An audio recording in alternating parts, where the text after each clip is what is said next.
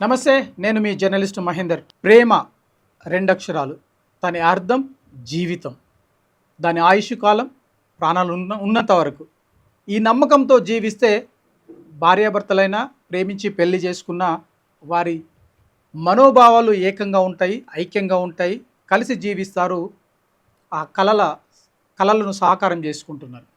కానీ ఎక్కడైతే మనస్పర్ధలు వస్తాయో వారి మధ్యలో విభేదాలు వచ్చినప్పుడు వారిలో ఉన్న మరో కోణం వెలుగు చూస్తుంది. ఒకవైపు వ్యామోహం, అంటే ఇటువంటి సంఘటన మనం గమనించవచ్చు. ఏపీలో చోటు చేసుకుంది. మహిళల పట్ల వ్యామోహం ఉన్న ఒక వ్యక్తి సుమారుగా తన కాపురాన్ని చెడే వరకు తెచ్చుకున్నాడు. చెడపకురా చెడేవు అన్నట్లుగానే తను చేసిన కార్యక్రమాన్ని తన భార్యనే స్వయంగా పోలీసులకు విన్నవించి తన బాధనంతా వెళ్ళగక్కుకొని తనకు రక్షణ కల్పించాలని చెప్పి ఆమె పోలీసులను ఆశ్రయించింది. రాజమండ్రికి చెందిన ఓ యువతి స్వయంగా విజయవాడ పోలీస్ కమిషనర్ దగ్గరికి వచ్చి గోడునంతా చెప్పుకొని తనకు జరుగుతున్న అన్యాయాన్ని, అంతేకాకుండా సాటి మహిళలకు చేస్తున్న అన్యాయాన్ని ఆమె వివరించింది. ఒక్కరు కాదు, ఇద్దరు కాదు, భార్యను కాదని ఏకంగా 50 మందితో తను అక్రమ సంబంధాలు పెట్టుకున్నాడని చెప్పి ఆమె మీడియాకు తెలిపింది.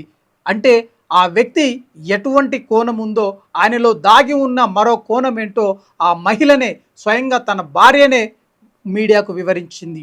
కేవలం డబ్బుల కోసం, తన కోరికలు తీర్చుకునేందుకు మహిళలతో సరదాగా మాట్లాడుతూ వారితో గడిపిన సన్నివేశాలను మొబైల్లో చిత్రీకరిస్తూ ఆ చిత్రీకరించిన ఆ సన్నివేశాలను తిరిగి ఆయా మహిళలకు పంపిస్తూ బ్లాక్మెయిల్ చేయడము ఈ దుండగుడికి వెన్నెతో పెట్టిన విద్య అని చెప్పి ఆ భార్య చెప్పింది. సతీష్ అనే ఈ వ్యక్తి 2017లో తనను ప్రేమించి పెళ్లి చేసుకున్నాడు. సుమారు 2 ఏళ్ల పాటు సంతోషంగా ఉన్నాము.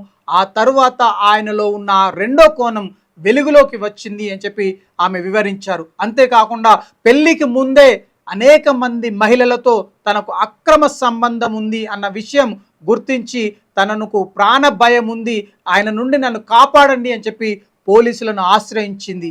అంతేకాకుండా ఈయన తన దగ్గర 100 గ్రాముల బంగారం తీసుకున్నారు. సుమారు 60 లక్షల లోన్ తీసుకొని ప్లాట్లు కొనుగోలు చేశారు.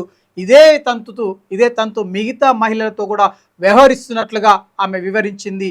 నిజానికి మరి ప్రేమ పేరుతో పెళ్లి చేసుకొని తిరిగి సుఖంగా జీవించాల్సిన తను ఇంకా మిగతా మహిళలతో ఇదే వ్యవహారం కొనసాగిస్తున్నాడా, లేదు అంటే కేవలం డబ్బుల కోసం కోరిక తీర్చుకునేందుకు మిగతా మహిళలకు బ్లాక్మెయిల్ చేస్తున్నాడా అని పోలీసు విచారణలో తేలనుంది.